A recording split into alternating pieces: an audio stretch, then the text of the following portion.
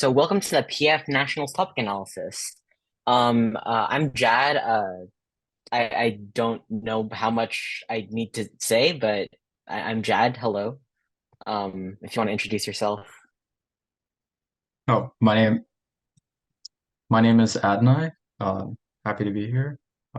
Just gonna mainly be discussing the neg for this topic, and I think Jad's discussing the app. Yeah, cool. Okay, so just a general overview of what we're gonna do. We're gonna have like a general introduction of what the topic is and what it means, and then we're gonna go down AF arguments and major neg arguments, and then any like key points around those areas, and then just any questions at the very end. So just if you have anything to say, just hold off until the very end of that. Okay, you can go to the next slide. There's no like formal slide for like the topic background. I'm just going to be talking for this. So the primary uh, thing is that you should know the resolution. The United States should establish a comprehensive bilateral trade agreement with the EU, and the topic itself isn't that bad, but it's important to know like a couple key terms within the resolution. So first, um, who's actually like being like within the trade agreement. So it's the United States actually establishing this, and then the EU that is having that trade agreement with them, which could have like multiple like interpretations of what that could look like. So it's important to understand that there's no like slides on this. You can stay on the first slide. Okay, yeah. And then it's important to know like what specifically is happening with US and EU trade at that point, at this point in time, and what specifically that a bilateral trade agreement would do in terms of that in the first place. So right now there's around $1.3 trillion in annual trade between the US and the EU. But right now, despite all the like these ties and stuff, we don't have an official bilateral trade agreement. Most of them are either based on like uh just regular trade, not technically a free trade agreement. We've had something like this in the past, the Transatlantic Trade and Investment Partnership, the TTIP, but it never actually like went fully through because it had a lot of like controversies around it. Um, but there's reasons for and against this specifically. So when you're talking about the United States and the EU having this trade agreement, you can look at that as precedents or look at something else for precedents as well. So what you're primarily looking for with the resolution is precedents for what a trade agreement would look like, as well as who's actually going to be implementing this and who's actually going to be benefiting from this. And that's the main like thing around what specifically the US and the EU are like what the resolution is referring to, whether we should have specifically a bilateral trade agreement. It's not really asking whether trade is good or bad. It's just asking whether or not specifically the comprehensive bilateral trade agreement is and what it would look like and why would it be good or bad. And we can go more into that on the arguments proper, but we can go into the AF now. Um, okay, cool. So the main arguments that I'm going to be going through is first, like the economy.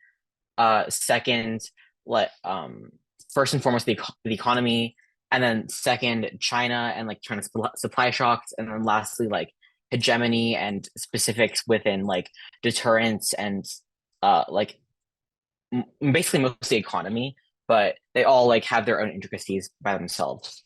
So first with the economy, you can either talk about the EU or the US or both at the same time, but this one specifically right here is about uh like oil, right? Like oil and like with like Russia and like trade with the EU and how like with like Russian sanctions, the EU is really reliant on the United States for oil. So we need to maintain that trade and actually have more trade to maintain that. There's definitely better evidence that shows how there's how we can reduce reliance on Russia and have more trade with US oil. And what the resolution would do is decrease tariffs, which would reduce Russian reliance and ensures that United States has more control over like oil and other sectors like that with trade. So that has multiple like aspects within that, but for the most part, it's when talking about the economy, we're talking about either like job creation or just generic economic growth within like just reducing tariffs. So it would like help unlock opportunities for more workers, businesses, other uh, um, and other sectors to have like access to European markets for things that are made in America. For example, you see like a lot of things made in China, like your computers, your pens, your paper, whatever, made in China. So think of that, but compare it to like, oh, instead of that, we have US manufacturing, and then we're trading with the EU for much more of that with decreased tariffs. So by decreasing those tariffs, we have a lot more influence as well as a lot more trade, which would improve job growth as well as other just total world income as a whole. There's a lot of stats on this, specifically with like projections from the transatlantic trade, the TCIP, where it was projected to have around 13 million American and EU jobs combined, but that was a few years ago. So there's a lot more newer statistics for that. This isn't meant as like an end all be all for like your research, but take it with a grain of salt in what it'll do nowadays compared to like 5, 6 years ago. But as of right now, you can either talk about the United States with growth, both of them with job growth, or the EU with specifically like Eastern Europe and other countries like that, on how it would actually materialize in these countries and specific sectors that would increase in these. So you can talk about that, or like generic deterrence with Russia. So there's a lot of different ways you can talk about the economy, and there's a lot of different ways in which that the like wages would increase, job growth would happen, and how just generic trade would improve on both sides. And you can go to the next slide. And then for the next one, we're going to be talking about China supply shocks. This is kind of a more niche argument. I wouldn't say it's more niche, but it's more talking about like how China has like a lot of like supply with like things like rare materials and manufacturing. Right now, we've seen that China has like a lot of like rare earth metals like semiconductor, like things that are crucial for semiconductor manufacturing, and a lot of other resources like that the entire world is reliant on. We've seen that with COVID as precedents, and how after COVID struck, uh, because China, not just because of China, but like this worldwide, but China was a major part of how a lot of like key sectors were like destroyed just because we didn't have access to those supply shocks. So we're super reliant on one. If something happens to that one sector in that one country, then that's going to be harmful for the rest of them. And that's the general argument. Right now, we're seeing that China has a monopoly. So right now, because of that, if something happens to that, and China has one, influence, and two, is very risky. So the bilateral trade agreement makes sure that we both have manufacturing and rare earth minerals that's going back and forth between the United States and EU to prevent China rise and prevent like supply chain shocks from China and causing like these wars. And you can have like a variety of like impact modules that happen from China supply shocks. And that can kind of happen from either China reliance or China like having some form of like alternative motive or some sort of like economic or political motive to just cut the world off from this entirely, or just something along those lines. So like the impact itself. But the main thing that I will point out with this argument and just generally all the arguments is that uh you want to differentiate what like a generic trade agreement would look like, and then a bilateral free trade agreement, because a bilateral trade agreement is inherently not between like the United States and like a billion countries. It's the United States and the EU specifically. So you can't talk about how it'll help like countries in Africa or something. Or you could, but not directly. It might be like, oh, it'll help generically increase the economy, which would in turn allow for more to happen in these countries. But you can't directly talk about how, oh, we're giving money to uh like Nigeria or something. You have to talk about how specifically EU and US trade would actually improve that as a whole. So that's sort of a main thing, because you're sort of indirectly talking about China on this without really like having like more tariffs on China, which could be another neg route on top of that. But the main thing is just we're trying to reduce dependence and have more like sustainability between EU and US. And then you can go to the next slide after that. And then after that, for hegemony, so right now it's very similar to the one previous, but we can see that China is emerging in multiple key sectors. For example, the Belt and Road Initiative, which is has its own huge negative impact on smaller countries in Africa and throughout Eastern Europe. So we can see how the tech industry and manufacturing also are being like are considerably rising with China as well. So because of that, when we're trying to contain China for these like materials and certain like manufacturing and things like that, we have to see that the United States and EU don't have nearly as much trade as is happening between China and the rest of the world. So in order to get rid of that monopoly, we're sort of using US and EU cooperation as a stepping stone for formalizing more cooperation in the future. So it sort of makes the initial claim that the bilateral trade agreement would um, first counter China's growing control and growing influence, as well as having another sovereignty claim that would say that, hey, because China uh, is has such a strong monopoly on all these minerals and all these like materials, we see that United States supply chain and the United States and the EU going together and having decreased tariffs would in the future allow for the United States and the EU to have more uh would have more relations, better relations, and actually have like a strong reliance to actually push back against uh Chinese growth. So this can go beyond just specifically like uh just like China. You can talk about this for like a variety of different things. So any like major like economic like issue, or you could even bring into account like certain conflicts that are happening uh in the world, like you can talk about Ukraine or something and talk about how like a lasting cooperation between the EU and US would actually uh influences in the future and not just right now. So it essentially almost like box in China to shape like the global economic landscapes. Because right now we see that the EU recognize that it's not neutral. So in order to gain leverage against China, integrating the US and EU would have like a counterweight to Chinese growth. And then the main thing, you can go to the next slide after this. The main thing is this can become a lot like another like deterrence topics or just like economic like sanctions and things like on China and Russia, or just like decreasing tariffs or like good bad or EU good bad debates. But you can have a lot better debates if you have more specific EU evidence, which goes a long way compared to just, hey, having bilateral trade agreements generally are good. It's better to talk about specifically like precedents that has come in the past, like United States, Canada, Mexico, or something like that, that have like already precedents as to what a trade agreement would look like, even if it isn't US EU. If it was like United States, Canada, or something, or EU, Japan, or EU and some other country that already has a bilateral agreement, you could use this as precedents for like different arguments, and you could definitely use those as like solvency evidence or for like the AF or the negative.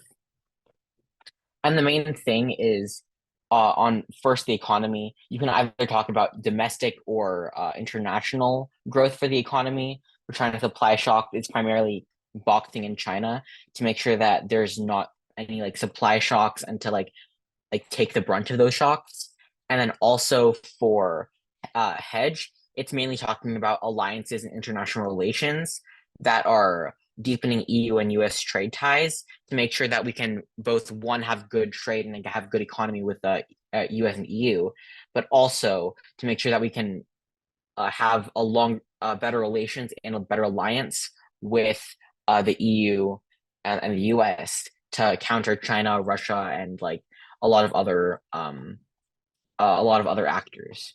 So that's the primary app arguments that are like probably some of the common ones you'll see. But yeah, I'll leave it on to Adonay.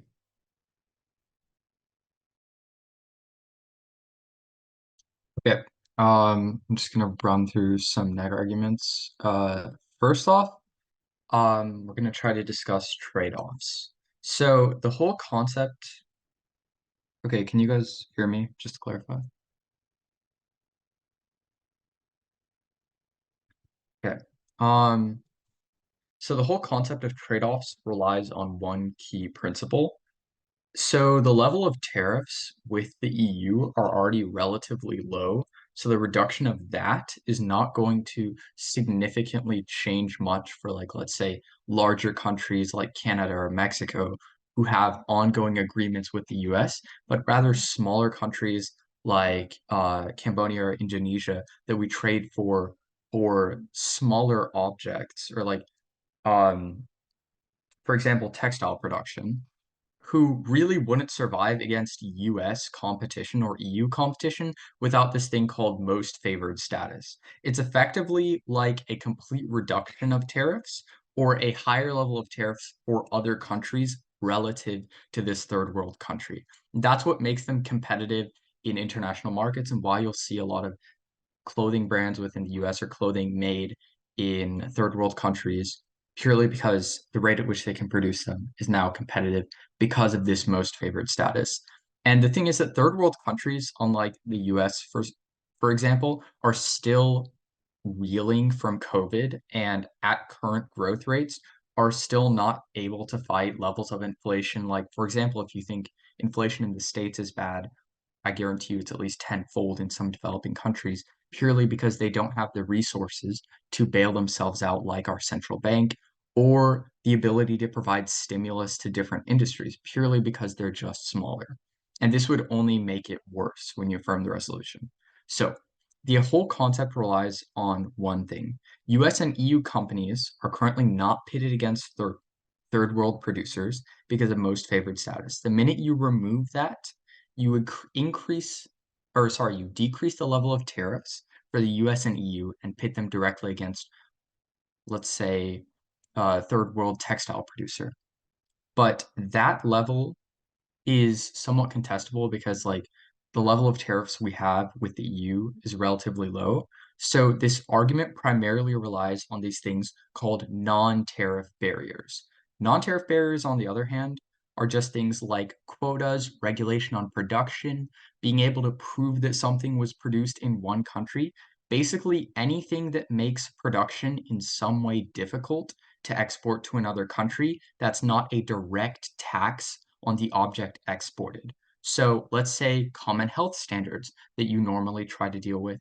For example, US meats are currently banned in the EU because of cleaning practices and because they really don't like chlorine or steroids in use when trying to produce meats, which is why we can't trade meats or most of our foods really with the EU.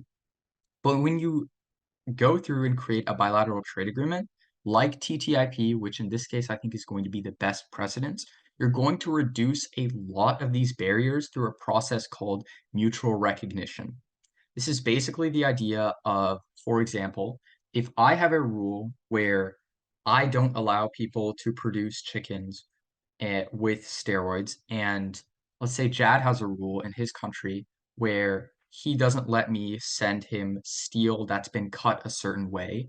We agree that each other's restrictions are valid and safe, which means that he can send me chickens with steroids in my markets, and that's fine. And I'm not going to do anything about it because I trust Jad's level of regulation, and Jad trusts me to send steel that's not going to hurt people because Jad assumes that I have proper levels of regulation.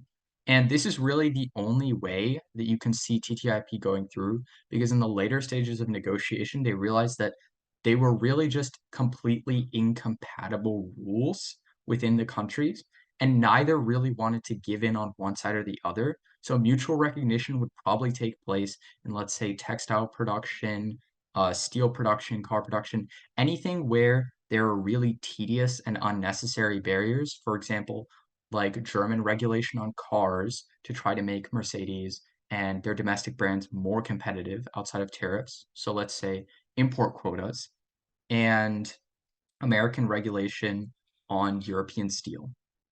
So basically, this whole idea of lowering lots of non-tariff barriers allows for the allocation of more resources and higher levels of trade between the EU and the US, which means that they're not going to be trading with smaller countries, which cripples their main industries. So mainly agriculture, clothing, and intermediate goods. which results in decreased agricultural production because there's no longer an incentive to produce more food, more textiles, or intermediate goods, purely because they're just not making enough money on it, which really cripples their economy and starts a downward cycle. So you could argue this whole line of countries unable to meet base levels of production without any form of incentive, which means that they could have a possible recession due to this. Or you could go the route of just worldwide food insecurity, which is kind of what I have written out here, where stalled domestic production due to a lack of incentive in foreign markets results in decreased worldwide food supplies, which just increases food insecurity. And really, if you want any precedence of lower levels of production resulting in this, you can look directly at COVID. When we had lower levels of agriculture production and trade, we saw food insecurity spike, not just because people didn't have the income and the ability to purchase food, but because there just wasn't any being produced at the levels that it normally was. So really, the one thing you want to look at trade-offs with is non-tariff barriers. Look at papers that specifically outline the impact of lowering them and how it's derived. Because unlike tariffs, which are directly defined in how much I gain, for example, governments are literally just taking taxes on what's imported. So it can be calculated and found easily versus non-tariff barriers, which you kind of have to either use a model that assumes some level of increased production and then subtract losses from barriers in existence and then subtract tariffs. So papers that derive the amount of non non-tariff barriers lost versus papers that are just throwing out estimates and working off them. Because I think evidence weighing, especially at nationals, is really going to be key on this topic because there's a lot of contradicting evidence and there's a lot of different methods that authors decide to take. So you should really take the time to read the methods and understand what they're actually arguing. Okay. So the second argument is actually the polar opposite of what Jad argued earlier. So basically, when you induce the AF, bilateral trade agreements between the EU and US increase drastically, which means that they are not going to be purchasing from developing nations, who at the end of the day need to fill that gap in somehow. And that's really where China comes in, and this whole idea of TTIP as precedent. When TTIP was first proposed in the Obama administration and it was going through, China's main response to it and the Pacific counterpart, the TTP, was to just drastically, or sorry, TPP, I think, to drastically increase levels of trade investment and flood money and investors into developing countries through this program called the Belt and Road Initiative. This was actually a PF topic a couple of years back, so you can really just go in and find links that are generally just like Chinese investment bad, Chinese investment leads to human rights violations. Like there's an endless amount of reasons why Chinese investment and the BRI has really failed developing nations. But I'm just going to break down one of them here on this slide and then discuss more of them later. So back to the idea. Basically, large amounts of trade diversion, which is basically the whole concept I was discussing earlier, where I trade less with developing nations, which means that developing nations receive in turn less income, issue out less exports, and have lower levels of economic production. Opens a door for increased trade and investment with China through programs like the Belt and Road Initiative, which would have otherwise been rejected due to Chinese interference just being viewed as bad on the global stage in general. But the thing is, when we do this, it's more of a scalar link, which means that the more the situation gets worse, the more countries are willing to sign on to this because their economies just can't handle that much of a beating. And the main problem that's been attributed with programs like the BRI is that um, instead of what we were used to in the Cold War with America issuing out grants that did not have to be repayable purely because they decided to follow similar systems and agree to trade with the US, these are loans, which means one, you're going to have some pretty aggressive interest on there, which developing countries just can't pay out. Because the way the US decides to pay off interest and large scale funding is to just issue out more and more debt. And we can purely do this because we're just a first world country with lots of power. Developing countries, on the other hand, just don't have the resources to do that and don't have the resources to handle large amounts of debt. With in fact, like instances of BRI increasing debt so much that it's nearly half the GDP of some of these countries, which is really just a huge problem because you just end up creating a debt crisis where countries fundamentally can't run because they have so much debt from all these large scale investment projects from Chinese officials. And China is not forgiving in any way when it comes to this, doesn't issue out any form of grants, any form of forgiveness, which means that large amounts of investment from China just stacks up larger and larger amounts of interest in debt for these countries, which in the long run just increases inflation, increases food insecurity, and just hurts the economies of these developing nations, which are unable to sustain that amount of investment and pay it off. And really, you can look at a lot of instances in Africa and in some parts of South Asia where large amounts of investment came in from China, large amounts of debt were issued, and the governments were unable to sustain it and were in turn under threat from China constantly to pay their loans. And eventually, some countries had like land taken. So there are a lot of arguments that you can make from this. For example, you could just go the route of collapse, poverty, debt crisis, decreased sovereignty, or just a traditional route with hegemony, which is just expanded Chinese influence. Because at this point, it's not just a matter of willingly joining China, they are financially tied to China through this never ending debt. So, really, just the alternative of Chinese investment and Chinese involvement, because the US is effectively pulling out through trade diversion, is very, very bad. But the one thing you need to establish here is this link of trade diversion. Again, you're going to be looking at these models, trying to determine what the best way to prove trade diversion occurs and doing a lot of evidence weighing. But in addition to that, you also kind of need to look at the assumptions the authors make regarding trade diversion. So, is there any degree of an interpretation the AF could do to avoid it? For example, making it more open to future instances of countries joining, or the lack of calculations for intermediate goods, which a lot of these smaller countries produce, meaning that whenever the US wants to produce more and trade more with the EU, they're inadvertently going to have to trade more with these developing nations because they produce the most intermediate goods. So really, you just want to look at how it's been calculated for the link and prove that trade diversion in the way that your card states it occurs results in the worst impact possible, therefore inducing Chinese investment because the governments have nowhere else to turn, and down to your final impact of like debt crisis, food insecurity, whatnot. This is really just a question of investment and geopolitics. And I think there's a lot that can be done with this. But keep in mind, Nats is a very late tournament. And depending on the judge, you might want to swap out the second half of the contention with something more tame, like let's say food insecurity, debt crisis, large amounts of inflation, versus something like um, a chain reaction of hegemons trying to go toe to toe. Like, be as down to earth with the argument as possible in that, because it just works out better that way. Okay, so the final contention I'm just going to be going over is this idea of a European decline.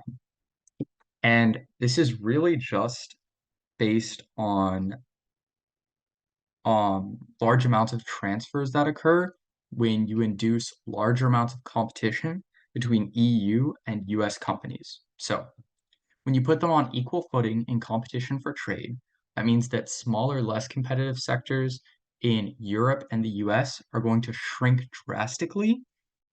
And theoretically, larger sectors should be able to absorb these resources. But in a realistic scenario, you're usually not at full employment, and industries don't completely absorb employees from shrinking industries. So the basic argument behind this is that someone, for example, trained in the iron and steel industry in a European company who loses their job can't just pick up and join a computer science centered company or a biomechanics company without being underemployed or just not employed whatsoever, which means you just end up with a lot of people unemployed because these larger sectors are not at the need of these larger amounts of resources and people just having to leave companies from collapsed industries, or these larger sectors not growing at a rate fast enough to absorb all these employees. And primarily, there are a lot of models about this, but this is going to be very demand side centered, which basically means that companies are going to demand larger amounts of employees when they need to produce larger amounts of goods. So if a company is in direct competition and they're splitting goods and it doesn't need to produce more, and there's a large decrease in one sector and there are a bunch of people unemployed, they're not going to go absorb all those resources from the collapsed company or the employees because they just don't need them, which means they're just left unemployed, which is obviously bad because there are record levels of unemployment in the EU currently. And the real impact here is probably going to be closer towards a hard landing because, again, the rest of the world is still reeling from COVID. We have large amounts of inflation.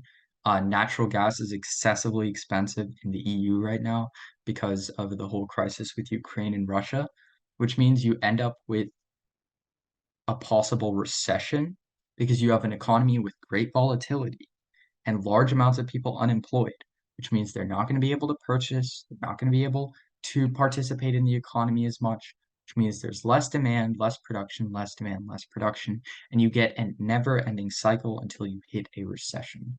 It's basically the idea of this, and you can really expand this argument further, this bottom part right here, which is this whole concept of recessionary spillover. So basically, if the EU is not demanding as many goods because they're in a recession, then developing nations who depend on the EU to some extent for some degree of purchases are not going to be able to have their exports fulfilled, which means they have less production, and you see the same cycle of industry shrinking, industry collapsing, less people being employed, and that leading to less demand, and a cycle straight into a recession, which is really viable from this account because the whole argument of European decline is really demand centered, which means basically a lot of AF models are supply side in the sense that they care more about what the long-term impact is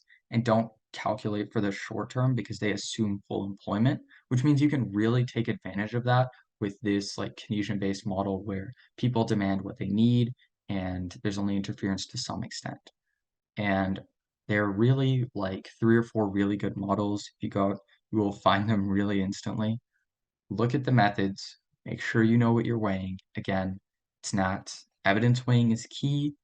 Phrase it as simply as possible for the judges. This is going to be probably one of the more complicated neg contentions because you're going to be getting into really heavy economics. The easier you make it for the judge to understand this, the easier you're going to get those ballots. Okay. Now to really the key links on the neg. Okay, 1 second, sorry. Okay, the first key link is going to be trade diversion. By definition, this is just the removal of tariffs or some degree of barriers from the US and EU, which pits US and EU producers against developing nations due to a lack of favored status. And this doesn't just have to be developing nations, it's just nations that don't have pre-negotiated dealings with the US and EU, which means that they're going to have lower levels of trade and that they're going to be unable to sustain current levels of economic production. And you can really just make these tic-tac-toe cycle arguments with this. There's a lot you can do with trade diversion. It's really just about fundamentally proving that an increase in trade with the EU results in a trade-off with other nations that don't have that highly favored status that the EU and US now gain with each other, respectively. Second key link is going to be hegemony/democracy. Basically, US and EU influence declines drastically in the developing world because of trade diversion.